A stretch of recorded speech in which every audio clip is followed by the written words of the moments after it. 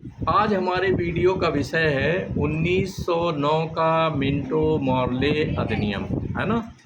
Minto Morley अधिनियम के निर्माण में दो व्यक्तियों की प्राइम भूमिका है, प्राइम रोल है। मिंटो तत्कालीन भारत के जो वायसराय थे और दूसरा मॉर्ले जो कि भारत सचिव था, जो कि लंदन में रहता था। दो लोगों ने मिल करके इस मिंटो मॉर्ले एक्ट का निर्माण किया। ठीक है, एक बात। अब हमें ये जानना है कि पृष्ठभूमि क्या है, ये एक्ट क्यों बनाया गया, है ना। तो ये पाते हैं कि 1885 में भारतीय राष्ट्रीय कांग्रेस की स्थापना हुई। 1885 से 1905 तक जो नरम दल एओ ह्यूम, दादा भाई नौरोजी, फिरोज शाह मेहता, है ना, इन लोगों का, बाद में गोपाल कृष्ण गोखले और फिर उससे आगे महात्मा गांधी वगैरह, हालांकि उस समय नहीं थे, तो ये सारे नरम दल के नेता थे। और इन्हें ज़्यादातर माना जाता था कि ये अप्रोच और आइडियोलॉजी में बहुत ही लिबरल हैं और संवैधान सम्मत ढंग से संवैधानिक रूप में ये प्रार्थना पत्र देते थे वायसराय को।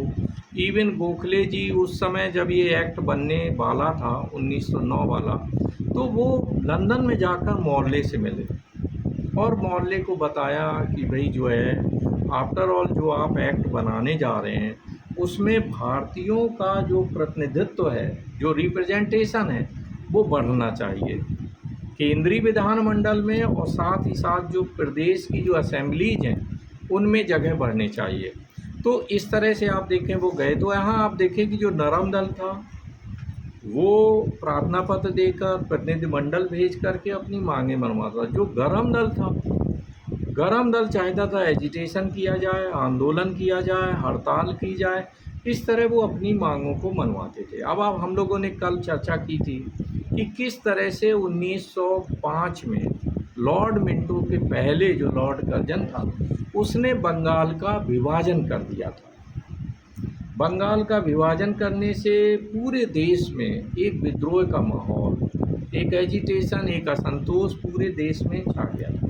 और ख़ासकर बंगाल, जिसको क्रांतिकारियों की जन्मभूमि कहते हैं, और स्टार्टिंग फेज में ज़्यादातर जो आंदोलन थे अंग्रेज़ों के अगेंस्ट, वो सब के सब बंगाल में ही हुए।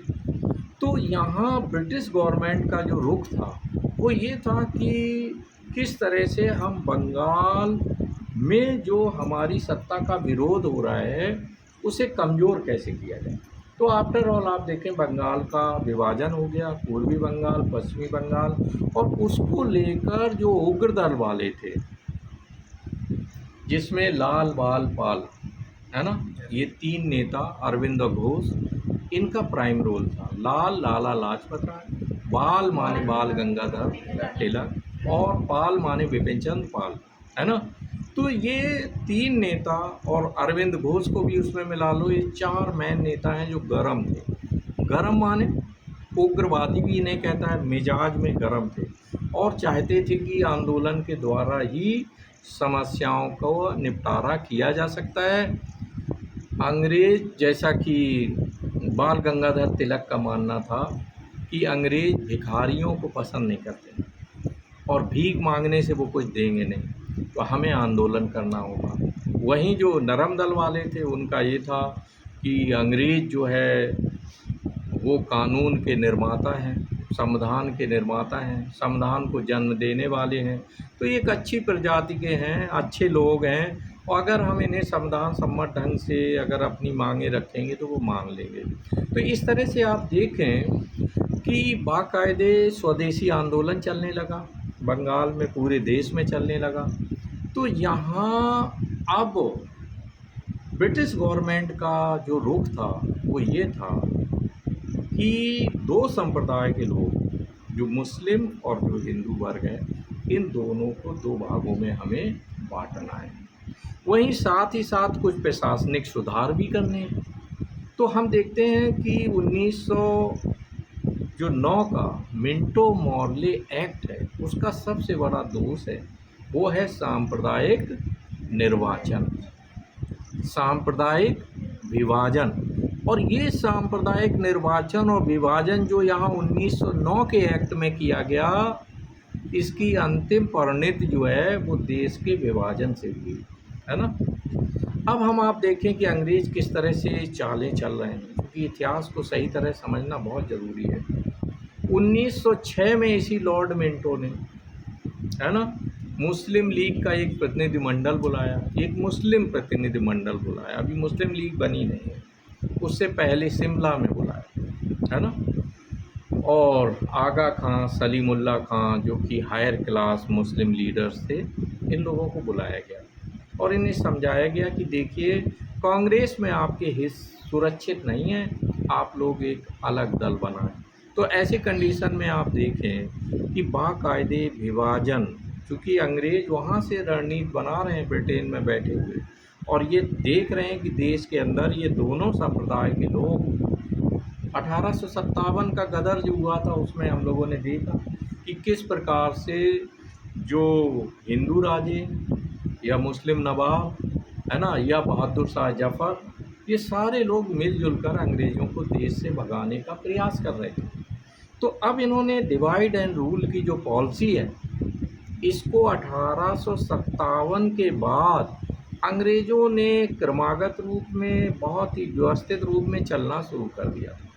कभी भी वो मुसलमानों को आगे बढ़ाते थे तो कभी हिंदू आबादी को बढ़ाते थे। 1857 के बाद स्पेशली जब हम इतिहास की ओर दृष्टि डालते हैं तो ये पाते हैं कि उन्होंने मुसलमानों को बड़े पदों से हटाना शुरू कर दिया, क्योंकि बहादुर शाह जफ़र, जिसको हमारे क्रांतिकारियों ने मुग़ल सम्राट घोषित कर दिया था कि हम अंग्रेज़ों की सत्ता को नहीं मानते और ये मुग़ल सम्राट हैं हमारे और हम इनको राजा मानते हैं। तो अंग्रेज़ों के दिमाग में ये बात खटक गई थी कि कहीं ना कहीं मुसलमान लोग पुनः पावर में आना चाह रहे हैं। तो यहाँ आप देखें कि डिवाइड एंड रूल की पॉलिसी चली उन्होंने।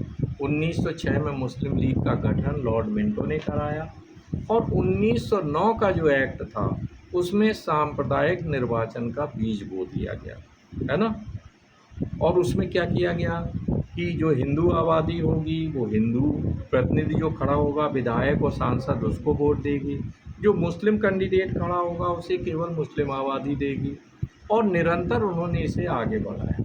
अब हम लोग देखते हैं कि जहाँ तक रिप्रेजेंटेशन का सवाल है, जन प्रतिनिधित्व का सवाल है, तो इसमें भी उन्होंने चेंज किया। केंद्रीय विधायिका में 16 से जगह सीटें बढ़ाकर उन्होंने 60 कर दी, है ना, यानी रिप्रेजेंटेशन बढ़ाया। गवर्नर जनरल की जो सलाहकार जो परिषद थी उसमें भी भारतीय को लिया। और आप देखें जो सदन जो है 1892 का जो एक्ट था उसके द्वारा बाकायदे दो सदनीय जो है, जो संसद आज हम देखते हैं, वो उस समय दो सदनीय अस्तित्व में आ गई थी। तो दोनों में रिप्रेजेंटेशन जो है बढ़ाया गया, लेकिन एक जो खराब काम उन्होंने किया वो था सांप्रदायिक निर्वाचन वाला, सांप्रदायिकता का बीज वपन यानी बीज बोने का काम उन्होंने किया। तो इसके बाद आप देखें कि लॉर्ड मिंटो, उधर जब हम पृष्ठभूमि का अध्ययन कर रहे थे तो ये हमने पाया था कि जहाँ ये हो रहा है वहीं जो उग्रवादी दल था वो पूरी तरह ये तय कर चुका था कि हमें स्वराज से कमतर में कुछ नहीं चाहिए। आप लोगों को याद होगा बाल गंगाधर तिलक का वह नारा कि Swaraj is my birth right and I shall have it. Swaraj मेरा जन्मसिद्ध अधिकार है और मैं इसे लेकर रहूँगा। तो और नरम दल वाले लोग हैं, कुछ लोग ये कहते हैं कि जब हम गरम दल और नरम दल पर चर्चा करते हैं तो ये पाते हैं कि नरम दल वाले लोग अंग्रेज़ों के पिट्ठू थे, है ना, या नरम दल वालों का देश की आज़ादी में कोई बड़ा रोल नहीं है ना, ऐसा आलोचक कहते हैं। दैट इज़ नॉट रियलिटी, ये वास्तविकता नहीं है। एक्चुअली जो नरम दल वाले लोग थे स्टार्टिंग फेज में एक अंग्रेज भारतीय राष्ट्रीय कांग्रेस को जन्म दे रहा है, एओ ह्यूम के बारे में शायद आपको पता है कि 1857 का जब गदर हुआ, स्वतंत्रता संग्राम हुआ प्रथम, तो वो कलेक्टर था यहाँ इटावा का, आपके ही ज़िले का। औरैया तो बाद में बना, इटावा ज़िला था और वो यहाँ पर कलेक्टर था। और जब क्रांतिकारियों ने घेर लिया उसको कलेक्ट्री में, तो वो महिला का भेष बनाकर किसी तरह अपनी जान बचा पाया था, है ना। तो यहाँ आप देखें कि जो एओ ह्यूम ने जो भारतीय राष्ट्रीय कांग्रेस को जन्म दिया, किस रूप में दिया? सेफ्टी वॉल्व के रूप में दिया, सेफ्टी वॉल्व के रूप में, है ना। कि जो एजिटेशन देश के अंदर है, 1857 की गदर में बहुत सारे अंग्रेज मारे गए थे और भारतीय तो बहुत बड़ी संख्या में हताहत हुए थे। तो अंग्रेज़ों को अब डर लग रहा था कि अगर कोई बड़ा आंदोलन होने जा रहा है तो उसके पहले हमें आभास हो जाए। सेफ्टी वॉल्व समझते हैं ना?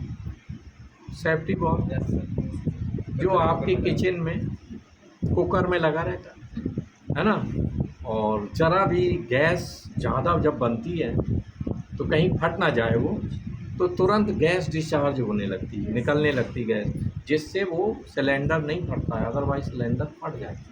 तो अंग्रेज़ों को लगता था कि ऐसे ही सिलेंडर हमारा ना फट जाए, तो इन दैट केस वो कोई भी एक्ट लाते थे तो भारतीयों की कुछ मांगों को मान लेते थे, कुछ मांगों को मान लेते थे, कुछ उन्हें चारा डालते थे कि कुछ मांगे मान ली और कुछ नहीं मानते थे, है ना।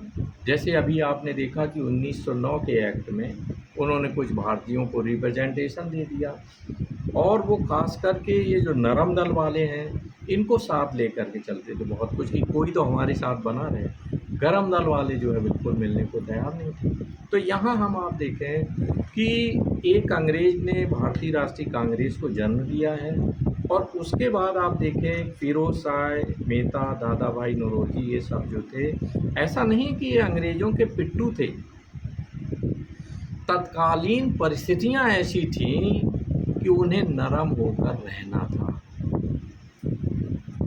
अगर वो शुरू में ही गर्म हो जाते तो क्या होता?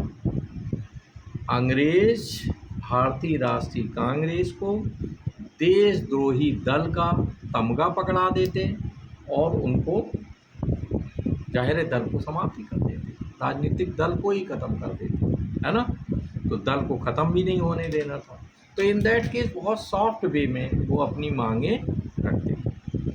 1907 में यू नो दैट सूरत का विभाजन हो गया। सूरत में किस तरीके से ये 1909 का जो अधिनियम है उसके पीछे की पृष्ठभूमि की हम लोग चर्चा कर रहे हैं।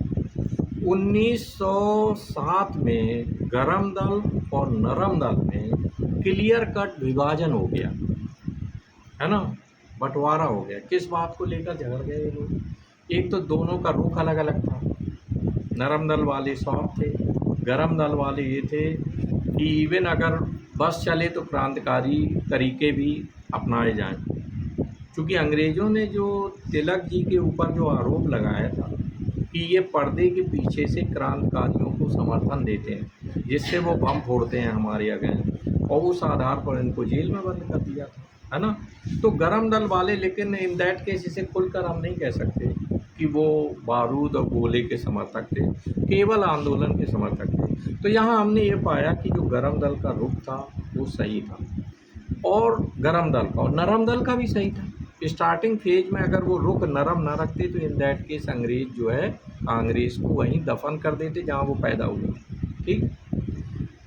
दादा भाई नौरोजी ने अंग्रेज़ों की इतनी ज़बरदस्त पोल खोली है कि किस तरह वो सिस्टमेटिक वे से देश का शोषण कर रहे थे, उसको उन्होंने poverty and non British rule in India करके पूरा पर्दाफाश किया कि किस तरह से अंग्रेज़ नियोजित ढंग से हमारे देश का शोषण कर रहे हैं। तो अगर वो मिले होते, है ना, तो इन दैट केस जाहिर है ऐसा वो क्यों लिखते सारा सब कुछ। तो या गांधी जी बाद में वो भी नरम बने रहे। तो नरम के माने इट डजेंट मीन कि वो कहीं मिली भगत है उनकी, नहीं, ये तो हमारा रुख होता है और ये पर्सनालिटी का ट्रेट होता है, एक विशेषता होती है हमारे व्यक्तित्व की। कुछ लोग लड़ झगड़ करके मांगे मनवाते हैं और कुछ सॉफ्ट वे में उसको संवैधानिक ढंग से, है ना। गांधी ने अगर संवैधानिक रुख ना अपनाया होता और सभी जितने कांग्रेसी थे सबसे कहते तमंचा ले लो, बंदूक ले लो, और ये जो लाठी तुम लिए रहते हो सहारे के लिए, इसको अंग्रेज़ों को मारो, तो मुझे नहीं लगता है कि कांग्रेस, जिसने पूरे देश में आंदोलन खड़ा कर दिया, उन भारतीयों को, जो अगर अंग्रेज़ का सिपाही कोई निकल जाए गली मोहल्ले में, या इवन जो एक गांव में चौकीदार होता था, अगर वो गांव की गलियों से गुजर जाता था तो लोग अपने दरवाजे और खिड़कियां उसी तरह बंद कर लेते थे जैसे शोले का गब्बर सिंह की खबर। यू नो दैट, इतना आतंक और डर था।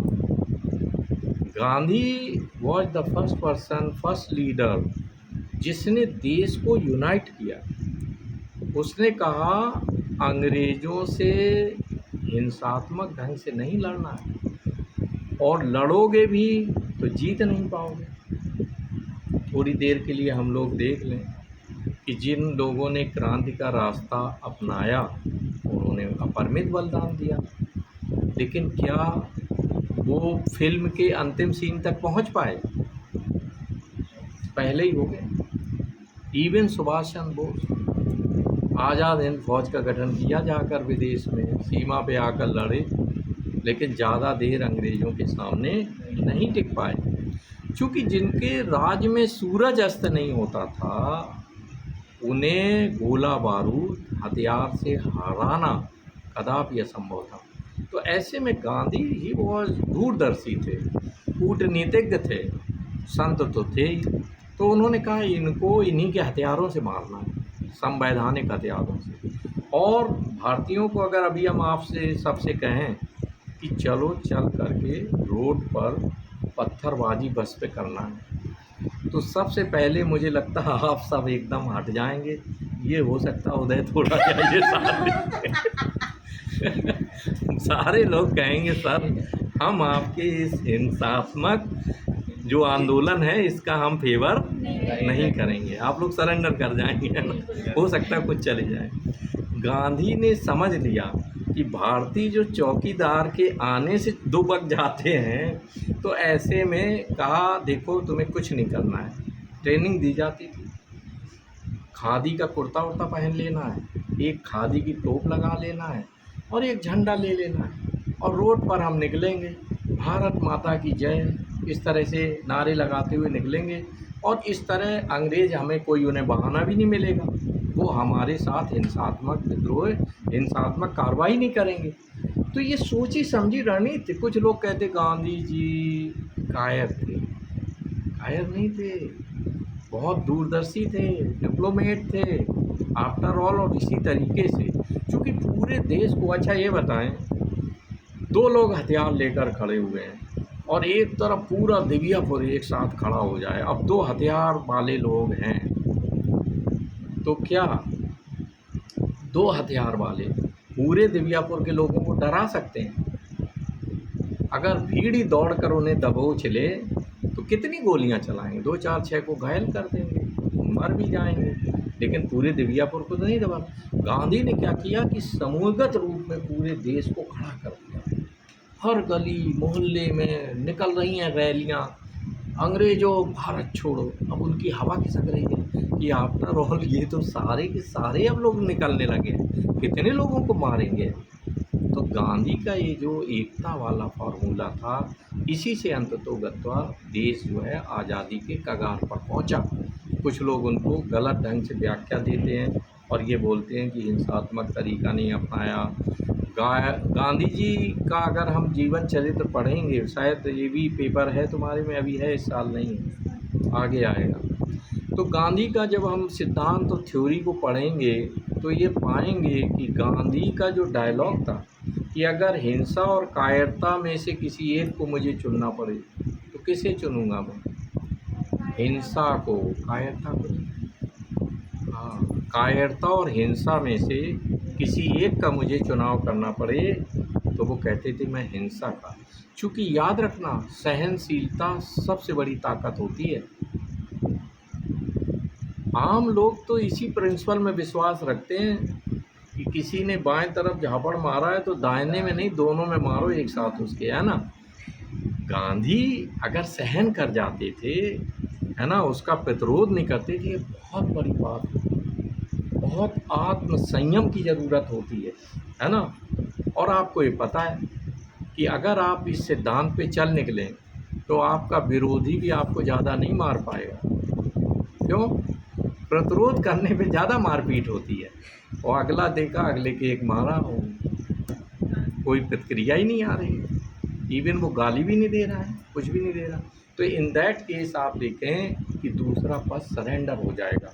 तो गांधी ने जो तरीका अंग्रेज़ों के अगेंस्ट अपनाया, वो केवल देश में नहीं अपनाया, दक्षिण अफ्रीका में भी उन्होंने वही किया। ठीक है, तो चले हम लोग माइग्रेट हो गए थे, गांधी की फिलॉसफी पर चले गए। तो 1909 का ये जो एक्ट था, ये अंग्रेज़ों ने सुनियोजित ढंग से बनाया था। इसमें जहाँ एक प्रश्न आया एक बार सिविल में कि 1909 का जो मिंटो मॉर्ले एक्ट था, इसकी सबसे बड़ी विशेषता क्या थी? तो जब ये प्रश्न आया तो हमें तो बार बार याद दिलाया जाता है कि सांप्रदायिक निर्वाचन, लेकिन याद रखना ये गुण नहीं था, ये क्या था? दोष था। गुण क्या था? गुण था कि इसमें पहली बार भारतीयों को अधिक प्रेजेंटेशन दिया गया, प्रतिनिधित्व दिया गया। तो लोगों ने किस में टिक लगा दिया कि सांप्रदायिक निर्वाचन का बीज बोया गया। और अगर पूछा जाए दोष क्या है, तो दोष ये है कि सांप्रदायिक निर्वाचन का बीज, और आप देखें इसको बराबर बढ़ाया गया। 1919 का जो अधिनियम था उसमें सिखों को, है ना, और हमारी दलित आबादी को, इन्हें भी दे दिया गया कि आप भी अपने जनप्रतिनिधि खड़े करें और अपने जाति के प्रतिनिधियों को वोट दें, है ना। अंग्रेज़ों की मंशा अच्छी नहीं थी और इसको 1935 में और बढ़ाया गया।